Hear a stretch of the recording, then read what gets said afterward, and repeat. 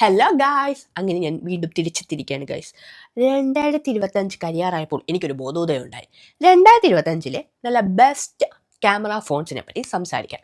അതും എങ്ങനെയാണെന്നല്ലേ, high end മാത്രമല്ല, 1 lakh തൊട്ട് അങ്ങ് 10K എന്ന് വെച്ചാൽ 10,000 റുപ്പീസ്, 10,000 രൂപയ്ക്ക് താഴെ വരെയുള്ള ഫോണിനെ പറ്റി ഞാൻ ഈ വീഡിയോയിൽ സംസാരിക്കുന്നുണ്ട്. പക്ഷേ ഒരു കാര്യം വീഡിയോ തുടങ്ങുന്നതിന് മുമ്പ് ഞാൻ പറയേണ്ടത്, നിങ്ങളൊരു കാര്യം ശ്രദ്ധിക്കണം. ഞാൻ ഈ ഫോണിനെ പറ്റി സംസാരിക്കാൻ ബെസ്റ്റ് ക്യാമറ ഫോൺ എന്ന് മാത്രമാണ്.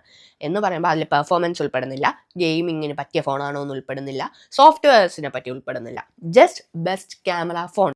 പിന്നെ വേറൊരു കാര്യം കൂടെ എടുത്തു പറയാനുള്ളത്, ഇത് എൻ്റെ ഒപ്പീനിയനാണ്. എനിക്ക് ബെസ്റ്റ് ക്യാമറ ഫോണാണ് എന്ന് തോന്നിയത് കൊണ്ട് ഞാൻ പറയുന്ന ഒപ്പീനിയനാണ്. ചിലപ്പോൾ ഞാൻ കാണുന്ന വിഷൻ ആയിരിക്കില്ല, അല്ലെങ്കിൽ എനിക്ക് ഇഷ്ടപ്പെടുന്ന ഒരു ഫോട്ടോ ആയിരിക്കണമെന്നില്ല നിങ്ങൾക്ക് ഇഷ്ടപ്പെടാം. സോ നിങ്ങളിത് മേടിക്കുന്നതിന് മുമ്പ് എന്തായാലും റിസർച്ച് ചെയ്യുക, നിങ്ങളുടേതായിട്ടൊരു റിസർച്ച് നടത്തുന്നത് നന്നായിരിക്കും. ഞാൻ നിങ്ങൾക്ക് ഒരു ഓപ്ഷൻ തരാണ്. ഇങ്ങനെ ഒരു ഫോണുമുണ്ട്, ചിലപ്പോൾ നിങ്ങൾ ഇതിനെ പറ്റിയിട്ട് കേട്ടിട്ടേ ഉണ്ടാവത്തില്ല. സോ നിങ്ങൾക്ക് ഞാനൊരു ഓപ്ഷൻ കൂടെ തരാണ്. ഇങ്ങനൊരു ഫോണുണ്ട്, ഇത് ബെസ്റ്റാണ്, ഈ കാര്യത്തിലൊക്കെ ഇത് ബെസ്റ്റാണ്. 1 lakh എറൗണ്ട് ഉള്ള ഫോണുകളെ പറ്റിയിട്ടാണ് സംസാരിക്കുന്നത്. അതിൽ ആദ്യത്തെ ഫോണാണ് വിവോ X300 Pro. അതിപ്പോൾ ഓൾമോസ്റ്റ് എല്ലാവർക്കും ഗസ് ചെയ്യാവുന്നതാണ്, കാരണം ഫോട്ടോഗ്രാഫി കിങ് എന്ന് തന്നെ നമുക്ക് ആ ഫോണിനെ പറയാം. പ്രൈമറി ലെൻസ് വന്നിട്ട് 50 MB സോണിയുടെ LYT-828 ലെൻസാണ് യൂസ് ചെയ്തിരിക്കുന്നത്. ടെലിഫോട്ടോ വന്നിട്ട് 200 MB സാംസങ്ങിന്റെ ലെൻസാണ്. അതുപോലെ തന്നെ അൾട്രാ വൈഡ് 50 MB ലെൻസാണ് യൂസ് ചെയ്തിരിക്കുന്നത്. അതുകൊണ്ട് തന്നെ ഫോട്ടോസൊക്കെ ഒരു രക്ഷയില്ല, ഭയങ്കര രസമാണ്. നമുക്ക് ഫോട്ടോ എടുക്കുമ്പോഴത്തേക്കും കിട്ടുന്ന ഫോട്ടോ എന്ന് പറയുന്നത് ഒരു ഇച്ചിരി ബ്യൂട്ടിഫൈ ചെയ്ത ഫോട്ടോസാണ്. എന്ന് പറഞ്ഞാൽ ഇപ്പം നമ്മളെ ചില റോ ഫോട്ടോസ് നമുക്ക് ഇഷ്ടപ്പെടണമെന്നില്ല, നമുക്ക് തോന്നുക എന്ന്. പക്ഷേ ഇതിലൊരു ഫോട്ടോ എടുക്കുന്നതെന്ന് പറഞ്ഞാൽ ഇച്ചിരി കളർ ബൂസ്റ്റിങ്ങും ഒക്കെ നടത്തി നല്ല നമുക്ക് ഇഷ്ടപ്പെടുന്ന, അല്ലെങ്കിൽ സോഷ്യൽ മീഡിയ റെഡി ഫോട്ടോ ആണ് ഇതിൽ നിന്ന് കിട്ടുന്നത്. അതുപോലെ തന്നെ സൂമിങ്, 40x സൂമൊക്കെ എന്ന് പറഞ്ഞു കഴിഞ്ഞാൽ കിടിലാണ്, ഒരു ക്വാളിറ്റി ലോസും ഇല്ലാതെ നമുക്ക് കിട്ടും. ഇപ്പം നമ്മളൊരു കൺസേർട്ടിന് പോയി നമുക്ക് ആ സ്റ്റേജിൽ നിൽക്കുന്ന വ്യക്തികളുടെ അടുത്തൊന്നും എത്താൻ പറ്റിയില്ലെങ്കിൽ പോലും ഒരു വിധം വരെ, ഒരു ലിമിറ്റ് വരെ നമുക്കിതിൽ സൂം ചെയ്ത് നല്ല ക്വാളിറ്റിയിൽ തന്നെ വീഡിയോസ് ഫോട്ടോസ് എടുക്കാൻ പറ്റും. പോർട്രേറ്റിൻ്റെ കാര്യം ഞാൻ പിന്നെ പറയണ്ടല്ലോ, സൂപ്പറാണ്. എച്ച് ഡിറ്റക്ഷൻ എന്നൊക്കെ പറഞ്ഞു കഴിഞ്ഞാൽ കിടിലുമാണ്. നമ്മുടെ മുടിനാടികൾ പോലും ഡിറ്റക്ട് ചെയ്ത് അതുപോലെ നല്ല വ്യക്തിക്ക് എടുത്തു തരുന്ന ഒരു സംവിധാനം ഇതിലുണ്ട്. മാക്രോ ലെൻസിന്റെ കാര്യം എടുത്തു പറയേണ്ടതാണ്. ക്വാളിറ്റി വൈസ് സൂപ്പറാണ്, ഡീറ്റെയിലിംഗ് ഒക്കെ കിടിലോ. പിന്നെ കളർ ബൂസ്റ്റിംഗ് ഞാൻ പറഞ്ഞല്ലോ, നമുക്ക് ചിലപ്പോൾ റോ ഫോട്ടോ കിട്ടുമ്പോൾ നമുക്ക് അത് ഇഷ്ടപ്പെടണമെന്നില്ല. പക്ഷേ ഇതിലെടുക്കുന്നതിൽ ചെറിയൊരു കളർ ബൂസ്റ്റിംഗ് ഒക്കെ വന്നിട്ട് ഭയങ്കരമായിട്ടൊരു സോഷ്യൽ മീഡിയ റെഡി ഫോട്ടോ ആണ് കിട്ടുന്നത്. ഒരു റെഡിമെയ്ഡ് ഫോട്ടോ, നമുക്ക് ഇഷ്ടപ്പെടുന്ന റെഡിമെയ്ഡ് ഫോട്ടോ. നല്ല ലൈറ്റിംഗ് ഒക്കെ ഉണ്ടെങ്കിൽ 4K 120 FPS 10x വരെ നമുക്ക് സൂം ചെയ്യാൻ പറ്റും. പിന്നെ നിങ്ങളൊരു എഡിറ്റർ ആണ്, നിങ്ങൾക്ക് എഡിറ്റ് ചെയ്യാനൊക്കെ അറിയാമെങ്കിൽ ഇതിൽ ലോഗ് വീഡിയോ ഓപ്ഷൻ അവൈലബിൾ ആണ്. അത് ഞാനിങ്ങനെ ഓരോന്നായിട്ട് എടുത്തു പറയുന്നില്ല, ഞാൻ ക്യാമറ മാത്രം ഫോക്കസ് ചെയ്യുന്നതുകൊണ്ടാണ് ഈ ഒരു കാര്യങ്ങൾ പറഞ്ഞത്. പിന്നെ ഇതിൽ എടുത്തു പറയാനുള്ളത്, ഇതിൽ കുറേ മോഡുകളുണ്ട്, കുറേ എഫക്റ്റുകളുണ്ട്. ഇപ്പം നമുക്ക് മഞ്ഞ് വീരുന്ന എഫക്റ്റ് ഉണ്ടെങ്കിൽ അതുണ്ട്, ഓട്ടം സീസൺ ഉണ്ട്, സമ്മർ സീസൺ ഉണ്ട്, അങ്ങനെ ഇഷ്ടം പോലെ എഫക്റ്റുകൾ ഇതിലുണ്ട്. അതുപോലെ തന്നെ നമുക്ക് ഒരുപാട് തരത്തിൽ തന്നെ പോർട്രേറ്റ്സിനെ എടുക്കാൻ പറ്റും. എല്ലാം നിങ്ങൾ യൂസ് ചെയ്ത് തന്നെ അറിയണം, കാരണം ഇത് ഒരുപാട് ലോങ് ആക്കാൻ പറ്റത്തില്ലല്ലോ വീഡിയോ. ഇതിലൊരു നെഗറ്റീവ് എന്ന് പറഞ്ഞാൽ എല്ലാവർക്കും അത് തോന്നുന്നില്ല, എനിക്ക് പേഴ്സണലി എനിക്ക് തോന്നിയതാണ്. എനിക്ക് ഈ പോർട്രേറ്റ് എടുക്കുമ്പോഴത്തേക്ക് നമ്മുടെ പോർട്രേറ്റ്സ് ഇങ്ങനെ വെട്ടി ഒട്ടിച്ചതുപോലെ എനിക്ക് ഇഷ്ടമല്ല. എനിക്ക് ഇച്ചിരി നമ്മുടെ വന്ന് സോഫ്റ്റനായി പോകുന്നതാണ് എനിക്കിഷ്ടം. ബട്ട് ഇതിലെന്ന് പറഞ്ഞു കഴിഞ്ഞാൽ നമ്മളൊരു വെട്ടി ഒട്ടിച്ച പോലെ, മീൻസ് അത്ര എഡ്ജ് ഡിറ്റക്ഷൻ ആണ്, നിങ്ങൾ അത് ഓർക്കണം. അത്ര എഡ്ജ് ഡിറ്റക്ഷനിൽ സൂപ്പറായിട്ടാണ് ഇതിൽ കിട്ടുന്നത്. സോ എനിക്ക് പേഴ്സണലി അതിനോട് വലിയ താല്പര്യമില്ല. അടുത്ത് ഈ 1 ലക്ഷം അടുപ്പിച്ച് വരുന്ന ഫോണുകളിൽ ഞാൻ പറയുന്നത് iPhone 17 Pro. ട്രിപ്പിൾ ക്യാമറ സെറ്റപ്പാണ്, 348 MB തന്നെയാണ്. ഇത് ഞാനൊരു ഫോട്ടോഗ്രാഫി കിങ് എന്നൊന്നും പറയത്തില്ല, പക്ഷെ വീഡിയോഗ്രാഫിക്ക് ഐഫോണിനെ വെല്ലാൻ ആരുമില്ലെന്നാണ് എൻ്റെ ഒരു പേഴ്സണൽ ഒപ്പീനിയൻ. കാരണം ഒരു സ്മൂത്ത്നെസ്സും ആ ഒരു റിയൽ ടച്ചും ഒക്കെ, എനിക്ക് ആ ഒരു സ്റ്റെബിലൈസേഷനും ഒക്കെ എനിക്ക് ഐഫോണിലാണ് ഏറ്റവും ഇഷ്ടം. ഡിഫറെൻറ്റ് ഒപ്പീനിയൻസ് ആണ്, ബട്ട് എൻ്റെ ഒപ്പീനിയനാണ് ഞാൻ പറഞ്ഞത്. അടുത്ത് ഈ കാറ്റഗറിയിലെ മൂന്നാമത്തെ ഫോൺ Oppo Find X9. ഇതിനും സൂമിങ് ക്വാളിറ്റി ഒരു രക്ഷയില്ല, പക്ഷെ വിവോയുടെ അത്ര വരും എന്ന് വെച്ചാൽ എനിക്ക് അങ്ങനെ തോന്നിയില്ല. അതുപോലെ തന്നെ ഇതിലും ഫോട്ടോസ് നമുക്ക് റോ ഫോട്ടോസ് അല്ല കിട്ടുന്നത്, ബട്ട് ബ്യൂട്ടിഫൈ ചെയ്ത എന്ന് പറഞ്ഞാൽ പണ്ടത്തെ ഓപ്പോ ഫോണുകളെ പോലെയല്ല, ബട്ട് ഒരു കളർ ബൂസ്റ്റും സാച്ചുറേഷനും കോൺട്രാസ്റ്റും ഒക്കെ ഒന്ന് ടച്ചപ്പ് ചെയ്ത ഫോട്ടോസാണ് ഇതിലും കിട്ടുന്നത്. പോർട്രേറ്റിന്റെ കാര്യത്തിൽ ഇതിനും പറയാനൊന്നുമില്ല, എച്ച് ഡിറ്റക്ഷൻ ഒക്കെ വളരെ നല്ലതാണ്. വീഡിയോഗ്രാഫിയുടെ കാര്യം പറയുകയാണെങ്കിൽ 4K 120 FPS ഷൂട്ട് ചെയ്യാം. നല്ല ലൈറ്റിംഗ് ഉണ്ടെങ്കിൽ നല്ല റിസൾട്ട് തന്നെയാണ് ഇത് നമുക്ക് കിട്ടുന്നത്. പക്ഷെ ലോ ലൈറ്റിൽ ചെറിയ ഗ്രെയിൻസും അതങ്ങനെയൊക്കെ എനിക്ക് ഫീൽ ചെയ്തു. അതുപോലെ തന്നെ ഫോട്ടോയുടെ കാര്യത്തിൽ ആ ഒരു പ്രശ്നം എനിക്ക് ഫീൽ ചെയ്തില്ല, കുഴപ്പമില്ലാത്ത നല്ല ഫോട്ടോസ് തന്നെയാണ് ലോ ലൈറ്റിലും കിട്ടുന്നത്. പക്ഷെ വീഡിയോഗ്രാഫിക്ക് ലോ ലൈറ്റ് അത്ര പോരാന്ന് എനിക്ക് ഫീൽ ചെയ്തു. അടുത്ത നമ്മുടെ കാറ്റഗറിയാണ് അണ്ടർ 80K. ഇതിലും എനിക്ക് പറയാനുള്ളത് Vivo X300, iPhone 17, Oppo Find X. ഇത് തമ്മിൽ വലിയ വ്യത്യാസമൊന്നും നേരത്തെ പറഞ്ഞതിൽ നിന്ന് ഇതില്ല. പിന്നെ ഈ കാറ്റഗറിയിൽ ഈ 3 ഫോണുമാണ് ബെസ്റ്റ് എന്ന് എനിക്ക് തോന്നുന്നു. സോ ഞാൻ അത് വെച്ചെന്നേ ഉള്ളൂ. ഐഫോൺ ഇവിടെ ഞാൻ പറയുന്നു വീഡിയോഗ്രാഫിയാണ് ഞാൻ മെയിൻലി ഫോക്കസ് ചെയ്തിട്ട് ഐഫോണിന് ഇവിടെ വെച്ചിട്ടുള്ളത്. ഫോട്ടോഗ്രാഫിക്കല്ല. ഫോട്ടോഗ്രാഫിക്ക് വിവോ X300 ഒക്കെ സൂപ്പറാണ്. 50,000 രൂപയ്ക്ക് താഴെയുള്ള ഫോണുകൾ. Vivo X200 FE. ഇത് ഇപ്പം തന്നെ ഓൾമോസ്റ്റ് എല്ലാവരുടെയും ഒരു ഫേവറേറ്റ് ആണ്. കാരണം സ്ലിം ആൻഡ് സ്ലീക്ക് ഫോണാണ്. ഭയങ്കര കംഫർട്ടബിൾ ആണ്. അതുപോലെ തന്നെ നമുക്ക് നല്ലൊരു ഫോട്ടോ ആൻഡ് വീഡിയോ ആണ് ഇതിൽ നിന്നും പ്രൊവൈഡ് ചെയ്യുന്നത്. ട്രിപ്പിൾ ക്യാമറ സെറ്റപ്പ് ആണ്. ഫ്രണ്ടും മെയിൻ ലെൻസും വെച്ചിട്ട് 4K 60 FPS വരെ വീഡിയോ ഷൂട്ട് ചെയ്യാവുന്നതാണ്. എനിക്ക് തോന്നിയത് വിവോയുടെ പോർട്രേറ്റ് എഡിഷൻ ഉണ്ടല്ലോ, ഒന്നും പറയാനില്ല, സൂപ്പറാണ്. കാരണം എച്ച് ഡിറ്റക്ഷൻ ഒക്കെ കിടിലം, അത് നമ്മൾ പറയാതിരിക്കാൻ പറ്റത്തില്ല. അതുപോലെ തന്നെ അതിലുള്ള AI ഫീച്ചേഴ്സും പിന്നെ ഓരോ എഫക്റ്റും ഓരോ മോഡും ഒക്കെ സൂപ്പറാണ്. ഇവിടെ എനിക്ക് പറയാനുള്ളത് ഫോട്ടോസൊക്കെ ഒന്ന് ബ്യൂട്ടിഫൈ ചെയ്ത ഫോട്ടോസാണ്. എന്ന് പറഞ്ഞു കഴിഞ്ഞാൽ നമ്മുടെ വൃത്തിയായിട്ട ബ്യൂട്ടിഫിക്കേഷൻ ഒന്നുമല്ല, നമുക്ക് ഇഷ്ടപ്പെടുന്ന ഒരു കളർ ഡിറ്റക്ഷൻ ആയാലും ഒരു ഷാർപ്പനിങ് ആയാലും എല്ലാം ഒരു ഭംഗിക്ക് ചെയ്തു തരും. അത് തന്നെ ഓട്ടോമാറ്റിക്കലി ചെയ്തു തരും. അതൊരു നല്ല കാര്യമായിട്ട് എനിക്ക് ഫീൽ ചെയ്തു. സ്കിൻ ടോൺ എന്നൊക്കെ പറയുമ്പോൾ ഒരു സോഫ്റ്റ് സ്കിൻ ടോൺ ആണ്. ഓവറും അല്ല എന്നാൽ കുറവും അല്ല, ഒരു മിഡ്. പക്ഷെ നമുക്ക് നമ്മുടെ ഒറിജിനൽ കളറാണോ എന്ന് ചോദിച്ചാൽ അതുമല്ല, ഒരു ബ്യൂട്ടിഫൈ. നൈറ്റ് മോഡ് ഫോട്ടോഗ്രാഫിയും ഇതിൽ സൂപ്പറാണ്. പിന്നെ 100x സൂം നമുക്ക് കിട്ടുന്നുണ്ടെങ്കിലും നമ്മളൊരു ഫുൾ സൂമിലൊക്കെ ഇട്ട് കഴിഞ്ഞാൽ പിക്സൽ ഡ്രോപ്പ് വരുന്നുണ്ട്. പക്ഷെ കുഴപ്പമില്ലാത്ത ഒരു സൂമിങ്, നമുക്കൊരു ഡിസ്റ്റൻസ് വരെ സൂം ചെയ്യാൻ പറ്റും. അതുപോലെ തന്നെ വീഡിയോഗ്രാഫിക്ക് ആയാലും 4K 60 FPS നമുക്ക് ഷൂട്ട് ചെയ്യാൻ പറ്റും. സ്റ്റെബിലൈസേഷൻ ഒക്കെ ഓക്കെ ആണ്. പക്ഷേ അൾട്രാ വൈഡിൽ 4K സപ്പോർട്ട് അല്ല. അടുത്ത ഈ കാറ്റഗറി വരുന്നതാണ് ഒപ്പോ റെനോ 14.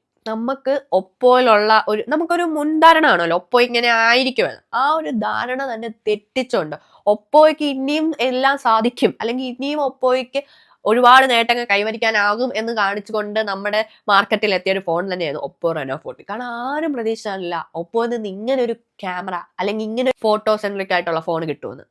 ഇതിന്റെ ഫോട്ടോയിലൊക്കെ പറയുമ്പോഴത്തേക്കും ഒരു വാമർ ടോൺ ആണ് ഇതിന്റെ ഫോട്ടോസ് കൂടുതലും എടുക്കുമ്പോൾ എനിക്ക് തോന്നിയിട്ടുള്ളത്. ഒരു വാമർ ടോണിലോട്ട് നിൽക്കുന്ന പോലെ എനിക്ക് ഫീൽ ചെയ്തു. പക്ഷെ എന്നാലും നല്ല ഫോട്ടോസ് ആണ് ഇതിൽ നിന്ന് കിട്ടുന്നത്. കളർ ഗ്രേഡിംഗ് ആയാലും എഡ്ജ് ഡിറ്റക്ഷൻ ആയാലും ഒക്കെ ഇത് സൂപ്പർ. അതുപോലെ തന്നെ ഇതിൽ വീഡിയോ എടുക്കുമ്പോൾ നമുക്ക് ബൊക്കെ എഫക്റ്റ് ഓൺ ആക്കി ഇടാനൊക്കെ പറ്റും. പിന്നെ ഇതിലും നമുക്ക് 4K 60 FPS വരെ ഫ്രണ്ടിൽ ഷൂട്ട് ചെയ്യാൻ പറ്റും, ബാക്കിലും. അതുപോലെ തന്നെ സൗണ്ട് എൻഹാൻസ് മോഡൊക്കെ ഉണ്ട്. സോ നമുക്ക് നമ്മുടെ സൗണ്ട് ഫോക്കസ് ചെയ്യാനുള്ള ഇതൊക്കെ നമുക്ക് ഓപ്പൺ ചെയ്തിടാം. അപ്പം നിങ്ങളൊരു വ്ളോഗ് എടുക്കണമെന്ന് ആഗ്രഹമുള്ള ആൾക്കാരാണെങ്കിൽ ഈ ഒരു സാധനം എൻഹാൻസ് ചെയ്യുമ്പോഴത്തേക്കും നമ്മുടെ ബാക്ക്ഗ്രൗണ്ട് സൗണ്ട് ഒന്ന് കുറയ്ക്കാൻ സഹായിക്കും. അത് ഭയങ്കര കുറയ്ക്കാനെന്നൊന്നും ഞാൻ പറയത്തില്ല, ഒരു ലിമിറ്റ് വരെ കുറയ്ക്കാം. നമ്മുടെ സൗണ്ടിനായിരിക്കും അവർ കൂടുതൽ ഫോക്കസ് കൊടുക്കുന്നത്. അങ്ങനെയൊക്കെയുള്ള ഓപ്ഷൻസ് ഇതിൽ അവൈലബിൾ ആണ്. Under 40K. ഇത് പറയുമ്പോഴും വിവോ ആണ് എൻ്റെ മനസ്സിൽ ഓടിയെത്തുന്നത്. വിവോയുടെ V60 സൈസിന്റെ കൊളാബറേഷൻ ഉള്ളതുകൊണ്ട് തന്നെ ഇതിന്റെ ഒക്കെ പോർട്രേറ്റ് എന്ന് പറഞ്ഞാൽ സൂപ്പറാണ്. ഇതിന് വന്നിട്ട് ഡ്യുവൽ ക്യാമറ സെറ്റപ്പ് ആണ്. 50 MB ലെൻസാണ് യൂസ് ചെയ്തിരിക്കുന്നത്. ക്യാമറയിലും 50 MB ലെൻസാണ് യൂസ് ചെയ്തിരിക്കുന്നത്. സൈസിന്റെ കൊളാബറേഷൻ ഉള്ളതുകൊണ്ട് തന്നെ ഇതിലെ പോർട്രേറ്റ് ഒക്കെ ഒരു രക്ഷയില്ല. നല്ല എഡ്ജ് ഡിറ്റക്ഷനും ഒക്കെയാണ്. സ്കിൻ ടോൺ ആയാലും കളർ ട്യൂണിങ് ആയാലും എല്ലാം ഒന്നിനോടൊന്ന് മെച്ചം. സൂമിങ്ങിന്റെ കാര്യത്തിൽ ഒരു കാലം വരെ സാംസങ് ആണ് തലപ്പത്ത് നിന്നത്. ഇപ്പോൾ സാംസങ്ങിനോട് തന്നെ നമുക്ക് മത്സരിക്കാവുന്ന ഒരു രീതിയിലും വിവോ എത്തിച്ചേരുന്നുണ്ട്. അതുകൊണ്ട് തന്നെ പറയാം, ഇതിലും സൂമിങ് ഒരു രക്ഷയില്ല. നല്ല സൂമിങ് ക്വാളിറ്റിയാണ് നമുക്ക് വിവോ പ്രൊവൈഡ് ചെയ്യുന്നത്. വീഡിയോഗ്രാഫിയുടെ കാര്യം പറയുമ്പോൾ ഫ്രണ്ട് ക്യാമറയിലും ബാക്ക് ക്യാമറയിലും നമുക്ക് 4K ഷൂട്ട് ചെയ്യാവുന്നതാണ്. സ്റ്റെബിലൈസേഷന്റെ കാര്യത്തിലൊന്നും ഒരു കോംപ്രമൈസും ഇല്ല, നല്ല സ്റ്റെബിലൈസേഷൻ കിട്ടുന്നുണ്ട്. 30,000 രൂപയ്ക്ക് താഴെയുള്ള ഫോണുകളെ പറ്റിയിട്ടാണ് അടുത്ത് ഞാൻ പറയാൻ പോകുന്നത്. Nothing CMF phone 3 triple camera സെറ്റപ്പാണ് ഈ ഫോണിന് വരുന്നത്. 2 50 MB ക്യാമറയും ഒരു 8 MB അൾട്രാ വൈഡ് ക്യാമറയാണ് ഇതിൽ യൂസ് ചെയ്തിരിക്കുന്നത്. ഫ്രണ്ട് ക്യാമറ വന്നിട്ടും 50 MB ലെൻസാണ് ഇവിടെ യൂസ് ചെയ്തിരിക്കുന്നത്. അതുകൊണ്ട് തന്നെ നിങ്ങൾക്ക് 4K ഫ്രണ്ടിലും ബാക്കിലും വീഡിയോ ഷൂട്ട് ചെയ്യാൻ പറ്റുന്നതാണ്. ഫോട്ടോഗ്രാഫിയുടെ കാര്യം പറയുകയാണെങ്കിൽ ഇതിന് ഷാഡോ ഡീറ്റെയിൽസും ഹൈലൈറ്റ് ഡീറ്റെയിൽസും ഒക്കെ എടുത്തു പറയേണ്ടതാണ്. നല്ല ക്വാളിറ്റിയിലും ഡീറ്റെയിലിംഗ് ആയിട്ടാണ് ഫോട്ടോസ് കിട്ടുന്നത്. ഫോട്ടോസിനെ പറ്റി പറയുകയാണെങ്കിൽ ഒരു പൊടിക്ക് ബ്രൈറ്റർ ഫോട്ടോസ് തരാനാണ് അവർ ശ്രമിക്കുന്നത്. അതുപോലെ തന്നെ വീഡിയോ എടുക്കാനായാലും ഇപ്പോൾ ഫോട്ടോസ് എടുക്കാനൊക്കെ ആകുമ്പോൾ ഈ എക്സ്പോഷർ ഇച്ചിരി കൂടുന്നത് പോലെ എനിക്ക് ഫീൽ ചെയ്യുന്നു. മാക്രോ ഇമേജിനെ പറ്റിയിട്ടാണ് സംസാരിക്കുന്നത്. നല്ല ക്വാളിറ്റി ഇമേജ് തന്നെയാണ് തരുന്നത്. അതുപോലെ തന്നെ 3x നല്ല ക്വാളിറ്റി ഫോട്ടോസ് തന്നെയാണ് തരുന്നത്. സെൽഫിയുടെ കാര്യം പറയുമ്പോൾ എടുത്തു പറയാമല്ലോ, ലോ ലൈറ്റിലും നല്ല സെൽഫി ഫോട്ടോസ് തന്നെയാണ് ഇത് പ്രൊവൈഡ് ചെയ്യുന്നത്. അതുപോലെ തന്നെ വീഡിയോ എടുക്കുമ്പോൾ നല്ല വോയിസ് ക്വാളിറ്റി തരുന്നുണ്ട്. എന്ന് പറഞ്ഞു കഴിഞ്ഞാൽ നമ്മളിപ്പോൾ വീഡിയോ എടുക്കുമ്പോൾ നമ്മൾ സംസാരിക്കുമ്പോൾ നമുക്കൊരു ക്വാളിറ്റി സൗണ്ട് കിട്ടിയില്ലെങ്കിൽ ആ ഒരു വീഡിയോ അത്ര സുഖകരമായിട്ട് തോന്നുന്നില്ല. ആ ഒരു കാര്യത്തിൽ ഇത് മികച്ച ഒരു പ്രകടനം തന്നെയാണ് കാഴ്ചവെക്കുന്നത്. ഈ കാറ്റഗറി വരുന്നത് മോട്ടോറോള H70. ഇതിലെ ഫോട്ടോസിനെ പറ്റി പറയുകയാണെങ്കിൽ വെരി ക്ലോസ് ടു നേച്ചർ ആണ്. എന്ന് പറഞ്ഞു കഴിഞ്ഞാൽ ശരിക്കും നമ്മൾ എങ്ങനെ കാണുന്നു അതുപോലത്തെ ഫോട്ടോസ് നമുക്ക് തരാൻ വേണ്ടി മോട്ടോറോള ശ്രമിക്കുന്നുണ്ട്. ട്രിപ്പിൾ ക്യാമറ സെറ്റപ്പാണ്. 3 50 MB ലെൻസാണ് ഇവർ യൂസ് ചെയ്തിരിക്കുന്നത്. സൂമിംഗ് ക്വാളിറ്റിനെ പറ്റി പറയുകയാണെങ്കിൽ ഒരു 2x സൂം വരെയൊക്കെ ഓക്കെയാണ്. പക്ഷെ ഒരു എക്സ്റ്റെൻഡ് കഴിഞ്ഞാൽ നല്ല പിക്സൽ ഡ്രോപ്പ് വരുന്നുണ്ട്. ഒട്ടും ക്വാളിറ്റി ഇല്ലാത്ത ഫോട്ടോസ് തന്നെയാണ് കിട്ടുന്നതെന്ന് പറയാം. അതുപോലെ തന്നെ സ്കിൻ ടോണിന്റെ കാര്യത്തിൽ അല്പം ബ്രൈറ്റർ ആണ് എന്ന് പറഞ്ഞു കഴിഞ്ഞാൽ ഒരു പൊടിക്ക് ഒന്ന് വെളുപ്പിക്കും മീൻസ് അതൊരു വൃത്തിയായിട്ട് വെളുപ്പിയിട്ടല്ല ഞാൻ പറയുന്നത്, ജസ്റ്റ് ഒരു പൊടിക്ക്. അതുപോലെ തന്നെ വീഡിയോഗ്രാഫി 4K 60 FPS നമുക്ക് ഫ്രണ്ട് ക്യാമറയിലും ബാക്കിലും എടുക്കാൻ പറ്റും. 25,000 രൂപയ്ക്ക് താഴെയുള്ള best camera nothing phone 3A ആണ് ഞാൻ ഇതിൽ ചൂസ് ചെയ്തിരിക്കുന്നത്. ഇതിലെ ട്രിപ്പിൾ ക്യാമറ സെറ്റപ്പാണ് വരുന്നത്. 2 50 MB ലെൻസും ഒരു 8 MB അൾട്രാ വൈഡും അതുപോലെ തന്നെ സെൽഫി ക്യാമറ വന്നിട്ട് 32 MB ആണ് യൂസ് ചെയ്തിരിക്കുന്നത്. ഇതിന്റെ ഫോട്ടോഗ്രാഫിനെ പറ്റി പറയുമ്പോൾ നമ്മൾ നല്ലൊരു പ്രകാശമുള്ള അടുത്ത് നിന്നൊക്കെയാണ് ഫോട്ടോ എടുക്കുന്നത്, അല്ലെങ്കിൽ ഒരു ഡേ ടൈമിലുള്ള ഫോട്ടോസ് നല്ല ക്വാളിറ്റിയും നല്ല ഡീറ്റെയിലിംഗിലും കിട്ടും. അതേസമയം നൈറ്റ് ടൈമിലുള്ള ഫോട്ടോസ് എടുക്കുമ്പോഴത്തേക്കും ഒരു ഡീറ്റെയിലിംഗ് പ്രശ്നമൊക്കെ ഫീൽ ചെയ്യുന്നുണ്ട്. അതുപോലെ തന്നെ ഒരു ഓവർ ഷാർപ്പനിങ്ങും ഫീൽ ചെയ്യുന്നുണ്ട്. നേരത്തെ പറഞ്ഞ പോലെ തന്നെ നത്തിങ്ങിന് സ്കിൻ ടോണും അല്പം ബ്രൈറ്റർ ആക്കാൻ ശ്രമിക്കുന്ന പോലെ ഫീൽ ചെയ്തു. HDR നേരത്തെ പറഞ്ഞ പോലെയാണ്. ഈ നമ്മൾ വീഡിയോ എടുക്കുമ്പോൾ ഇപ്പം നാച്ചുറൽ അങ്ങനെ എന്തെങ്കിലും ഒരു ഒബ്ജക്റ്റിൻ്റെ ഒക്കെ വീഡിയോ എടുക്കുമ്പോൾ നമുക്കത് ഫീൽ ചെയ്യുന്നില്ല. പക്ഷേ ഒരു ഹ്യൂമൻ സബ്ജക്റ്റ് അല്ലെങ്കിൽ ഒരു പേഴ്സൺ ഒക്കെ വരുമ്പോഴത്തേക്കും ഇപ്പോൾ HDR അഡ്ജസ്റ്റ് ആവാത്ത പോലെ, അല്ലെങ്കിൽ നമ്മുടെ ഒരു ഹ്യൂമൻ സബ്ജക്റ്റിനെ ബ്ലൂം ഔട്ട് ചെയ്യുന്ന പോലെയൊക്കെ എനിക്ക് ഫീൽ ചെയ്തു. പോർട്രേറ്റിൻ്റെ കാര്യം ഒന്നും പറയാനില്ല, നല്ല പോർട്രേറ്റ് ആണ്. ഈ ഒരു പ്രൈസ് റേഞ്ചിന് നല്ല പോർട്രേറ്റ് തന്നെയാണ് നത്തിങ് നമുക്ക് പ്രൊവൈഡ് ചെയ്യുന്നത്. അതുപോലെ തന്നെ വീഡിയോഗ്രാഫിയും നല്ല സ്റ്റെബിലൈസേഷനോട് കൂടിയുള്ള വീഡിയോഗ്രാഫിയാണ് നമുക്ക് കിട്ടുന്നത്. അടുത്ത് ഈ കാറ്റഗറി വരുന്നതാണ് മോട്ടോറോള എഡ്ജ് 60 Pro. ഇത് ട്രിപ്പിൾ ക്യാമറ സെറ്റപ്പാണ്. 3 50 MB ലെൻസാണ് യൂസ് ചെയ്തിരിക്കുന്നത്. സെൽഫി ക്യാമറ വന്നിട്ട് 50 MB ലെൻസാണ് യൂസ് ചെയ്തിരിക്കുന്നത്. ഇതിലെ സെൽഫി എടുത്തു പറയേണ്ടതാണ്. നല്ല ക്വാളിറ്റിയിൽ നല്ല കളർ ഗ്രേഡിങ്ങിൽ നമുക്ക് പ്രസന്റ് ചെയ്യുന്ന സെൽഫി ഫോട്ടോസാണ് ഇതിൽ കിട്ടുന്നത്. HDRന്റെ കാര്യം പറയുമ്പോഴത്തേക്കും നത്തിങ്ങിനേക്കാൾ ഒരു പടി മുന്നേ തന്നെയാണ് മോട്ടോറോളയുടെ HDR സപ്പോർട്ട് നിൽക്കുന്നത്.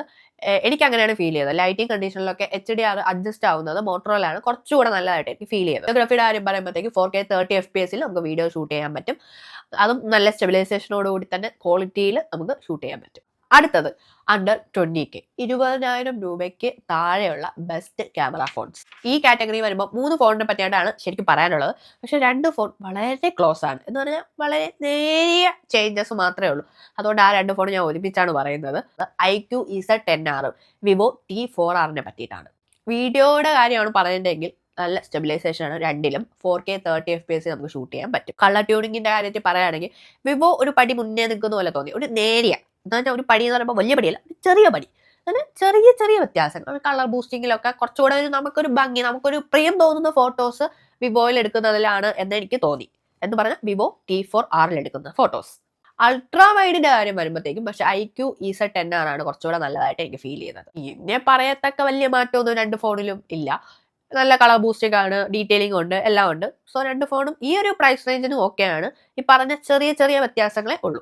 അടുത്ത ഈ കാറ്റഗറി വരുന്നത് മോട്ടോറോള എഡ്ജ് 60 ഫ്യൂഷൻ ആണ്. ഡ്യുവൽ ക്യാമറ സെറ്റപ്പ് ആണ്. 50 MB മെയിൻ ലെൻസും 13 MB അൾട്രാ വൈഡ് ലെൻസും ആണ്. ഫ്രണ്ട് ക്യാമറ വന്നിട്ട് 32 MB ലെൻസാണ് യൂസ് ചെയ്തിരിക്കുന്നത്. ഇതിന്റെ ഫോട്ടോയിനെ പറ്റി പറയുകയാണെങ്കിൽ കുറച്ച് ഷാർപ്പനിങ്ങും കളർ ടോണും ഒക്കെ സൂപ്പറായിട്ട് ഫീൽ ചെയ്തു. എന്ന് പറഞ്ഞാൽ ഒരു അല്പം കൊള്ളാം, നമുക്ക് ഇഷ്ടപ്പെടുന്ന രീതിക്ക് ഇച്ചിരി ബ്രൈറ്റർ ചെയ്ത് കൊടുക്കുന്ന പോലെ ഫീൽ ചെയ്തു. സ്കിൻ ടോണിനെ പറ്റി പറയുകയാണെങ്കിൽ മോർ അക്യുറേറ്റ് ആണ്, നമ്മുടെ സ്കിൻ ടോണിനോട് ചേർന്ന് നിൽക്കുന്നത് പോലെ തന്നെ. എന്ന് പറഞ്ഞാൽ നമ്മൾ എങ്ങനെ നമ്മുടെ കണ്ണുകൾ കൊണ്ട് കാണുന്നു ആ രീതിക്ക് തന്നെ ഫോട്ടോ കിട്ടാൻ വേണ്ടി മോട്ടോറോള ശ്രമിക്കുന്നുണ്ട്. HDRനെ പറ്റി പറയുകയാണെങ്കിൽ സൂപ്പറാണ്.